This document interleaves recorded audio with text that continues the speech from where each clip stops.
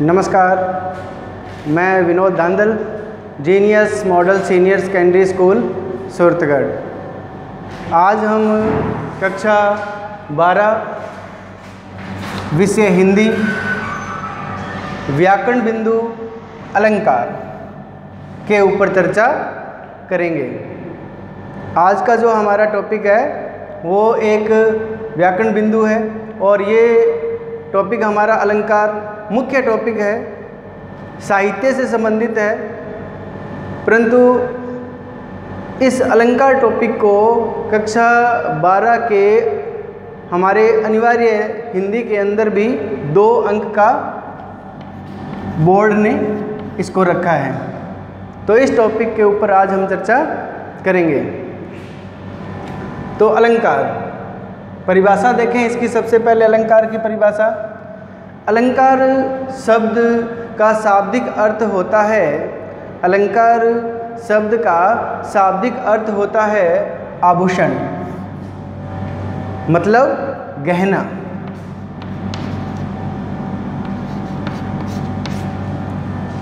इसका शाब्दिक अर्थ होता है आभूषण या गहना। शब्द निर्माण के आधार पर यदि हम इसको बात करें, शब्द निर्माण के आधार पर, तो अलंकार शब्द 2 शब्दों के योग से बना है। शब्द निर्माण के आधार पर अलंकार शब्द 2 शब्दों के योग से बना है, अलम और कार। अलम और कार। अलम का अर्थ होता है शोभा, अलम का अर्थ होता है शोभा, और कार का अर्थ होता है करने वाला। कार का अर्थ होता है करने वाला। अर्थात काव्य की शोभा बढ़ाने वाले कारक को अलंकार कहते हैं। अर्थात काव्य की शोभा बढ़ाने वाले कारक को अलंकार कहते हैं। अलंकार के प्रकार। मुख्य रूप से अलंकार के 2 प्रकार माने जाते हैं। अलंकार के 2 प्रकार होते हैं, शब्दालंकार और अर्थालंकार। शब्दालंकार और अर्थालंकार। शब्दालंकार, जब काव्य में चमत्कार शब्द पर निर्भर हो, जब काव्य में चमत्कार शब्द पर निहित हो, शब्द में निहित हो, वहाँ शब्दालंकार होता है। अर्थालंकार, जब काव्य में चमत्कार शब्द के अर्थ पर निहित हो, शब्द के अर्थ पर, शब्द पर नहीं, शब्द के अर्थ पर निहित हो, वहाँ अर्थालंकार होता है।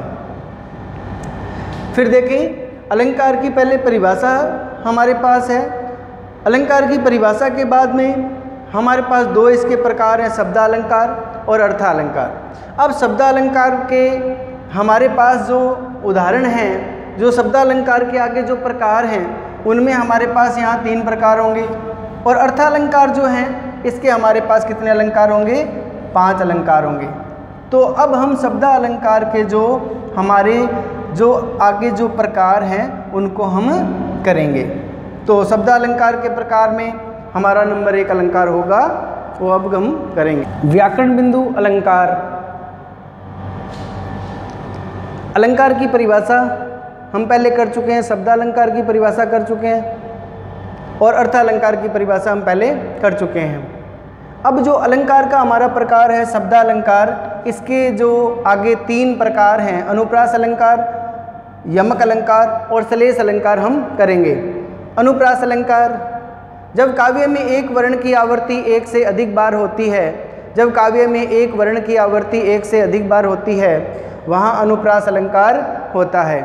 एक वर्ण का मतलब यहाँ है कै, चै, टै, तै, पै का कोई भी वर्ग का एक वर्ण आए तो वहाँ अनुप्रास अलंकार होता है। उदाहरण देखें, भगवान भक्तों की भयंकर भूरी भीति भगाइए। भगवान भक्तों की भयंकर भूरी भीति भगाइए। यहाँ भय वर्ण की आवृत्ति क्या हुई है? बार बार हुई है, और भय वर्ण की आवृत्ति होने के कारण यहाँ अलंकार है अनुप्रास। नंबर 2 उदाहरण देखें, तरणी तनुजा तट तामल तरुवर बहु छाय।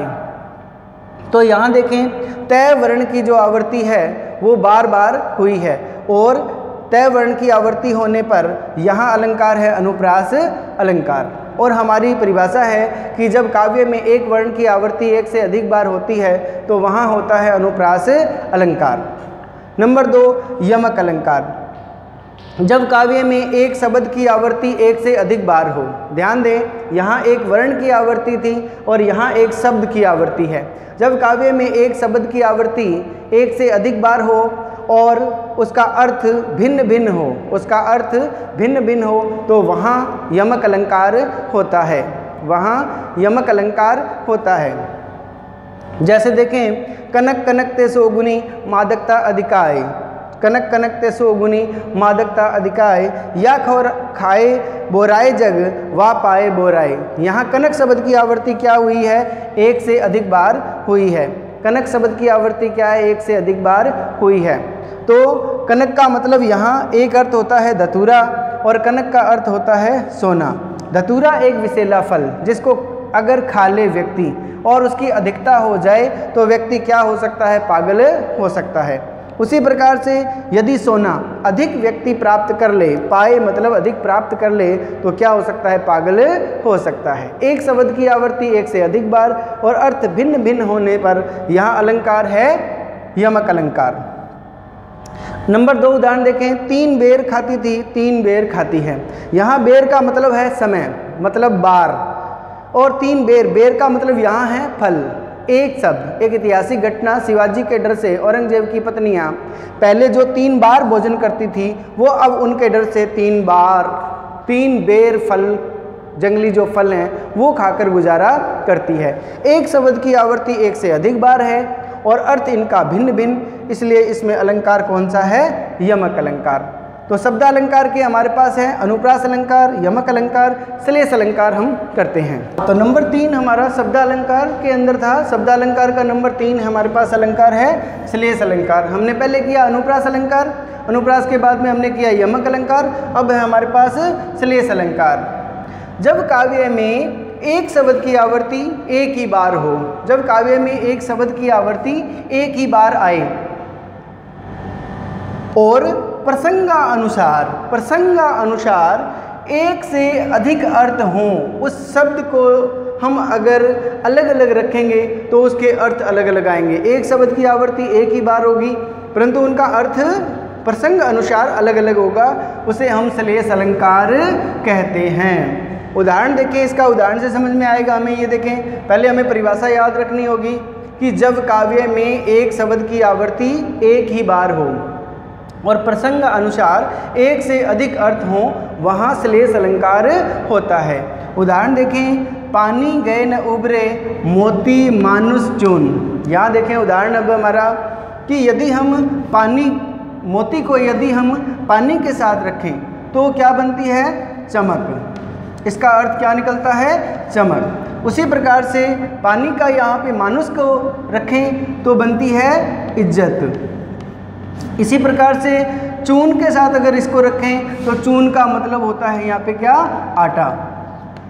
इसका मतलब एक शब्द जो है वो एक ही बार है, पानी, मोती, मानुष, चून, परंतु पानी को मोती के साथ रखने पर अलग अर्थ निकलता है चमक। उसी प्रकार पानी को मानुष के साथ रखते हैं तो इज्जत, पानी को यदि चून के साथ रखते हैं तो आटा।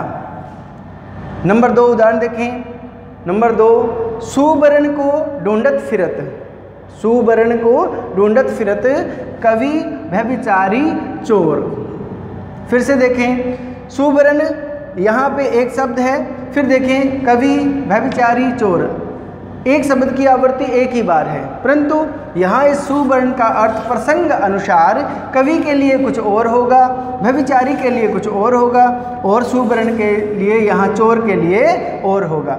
कवि के लिए अगर अपने इसमें सुवर्ण का मतलब देखें तो कवि को काव्य से मतलब होता है और उसको अच्छे वर्ण, सुवर्ण का मतलब अच्छे वर्ण होंगे तो उसका काव्य क्या होगा? अच्छा होगा। व्यभिचारी का मतलब यहाँ पे क्या है कि सुंदरता प्राप्त करने वाला, उसको व्यभिचारी को क्या चाहिए? सुंदर रूप। सुवर्ण का मतलब वो, सुवर्ण का अर्थ यहाँ व्यभिचारी के लिए क्या होगा? सुंदर रूप। इसी प्रकार से सुवर्ण यहाँ चोर के लिए अगर हम इसका अर्थ निकालें तो क्या होगा? सुवर्ण मतलब सोना। चोर के लिए इसका अर्थ क्या हो जाएगा? सोना। अर्थात कि श्लेष अलंकार में क्या होता है, एक शब्द की आवृत्ति एक ही बार होती है और प्रसंग अनुसार उनका अलग अलग अर्थ होता है। तो ये अलंकार जो हमारा टॉपिक है, अलंकार में दो प्रकार हैं, शब्दालंकार और अर्थालंकार। शब्दालंकार के अंदर हमारे पास कक्षा 12 के लिए शब्दालंकार के 3 बिंदु हैं, अनुप्रास अलंकार, श्लेष अलंकार और यमक अलंकार। तो ये 3 जो टॉपिक है वो अभी हमने शब्दालंकार के किए। अगले बिंदु में, अगले वीडियो में, अगले टॉपिक में अपने जो अलंकार करेंगे वो अलंकार हमारा होगा अर्थालंकार। धन्यवाद, अगले वीडियो में मिलेंगे।